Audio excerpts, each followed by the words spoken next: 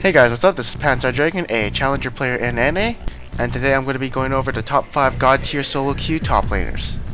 So at number 5 we do have Renekton. Renekton is strong early and does show a lot of mid game presence. As mid game he does become fairly tanky, and early game he does show a lot of dominance in the top lane. I mean, you've seen those Renektons who've 2v1 the jungler and the top laner walked away with a double kill. Also, Renektons are fairly hard to gank because he does bring 2 dashes and a lot of tankiness. And if the Renekton isn't chunked after 6, he's almost basically ungankable, as if you don't have enough damage he'll probably kill you both. He's also resourceless and doesn't require any mana, so he can stay in lane as long as he has hit point. Some cons of Renekton is that he is easily kited in teamfights, as his gap closer is on a relatively high cooldown, and he doesn't really scale as strong into late game since his damage kind of falls off, and of course is easily kited. And also if he does fail in lane, he kind of loses his mid game and early game presence. Regardless, he's still a very strong top laner. And at number 4 we do have Riven. So Riven does have high snowball potential, as if she gets the first kill in lane, she does become overwhelmingly stronger because her AD ratios are so high. She does bring a lot of mobility, which can make her escape ganks, and of course chase people down, which makes her an avid split pusher. Like a good Riven player will know how to snowball the lane, assert his dominance, and then continue to be a big threat mid game. So some cons is that she does have a really high skill cap. For instance, jumping over the walls with your Q, doing an auto attack every time you cast a spell, and of course just general knowledge of skill usage. And another con is that she can easily be locked down, as if she gets caught off guard she can easily be bursted down by the enemy team. And another con is that she's really hard to come back if you're behind. So whoever gets first blood, the enemy will get like a chain fest or of course more damage. And then of course it's pretty hard for her to come back. At number 3 we do have Jax. So the popularity increase in Jax is coming back ever since Zion Spartan played him in the LCS. In the current meta right now there is a lot of tanky tops, so this does mean he does have an easier time to farm up, and the pressure on him is a bit weaker since tanky champions do have a bit less pressure, except Renekton.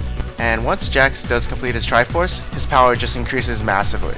And with all of this, Jax has become a pretty good split pusher, as he is pretty mobile with the Leaf Strike, he is pretty tanky with the R, and of course his damage is really strong. With all this, he does become a very good late game bruiser. So some cons of Jax is that he kinda has a high skill cap, as you kinda have to know how to auto attack and move with your opponent, and of course auto attack animation cancellation. And Jax is fairly weak early, except at level 1 where he does have the upper hand with his counter strike. And of course he can feel underwhelming if behind. But of course once he farms up and gets that Triforce, he'll be looking to dish out a lot of damage. At number 2 we do have Tryndamere. So Tryndamere mains are the most annoying to deal with, because he does have crazy snowball potential, and you know if that Tryndamere does get first blood, he's going to put crazy amounts of pressure at top lane. And once he does get that first tower, he's going to get some attention from the enemy jungler, and of course if he wards, then of course that pressure is lost on bottom and mid from the jungler.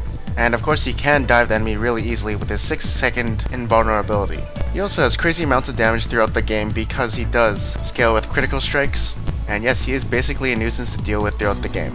So some cons of Tryndamere is that he does rely on crits early, as that's where most of his power does come from.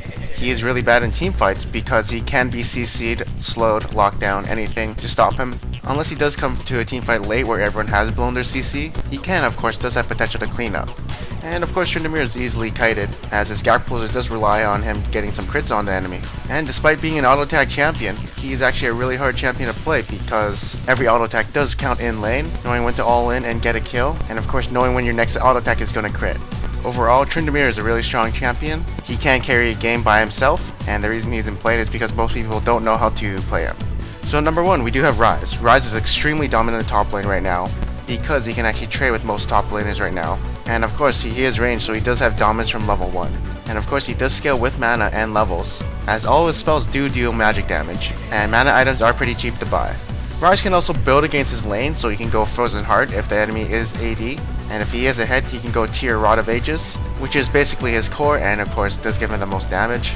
And the thing with Ryze is he usually does run movement speed, so he can kite most bruisers top if they ever want to engage on him, as he does have his Rune Prison. And of course Ryze's mid game and late game is really strong. And even if Ryze does bad in lane, he will eventually get his levels and of course his core items, and will be pretty good. Ryze can also take teleport to keep up with the farm and not get dominated if he does get ganked early.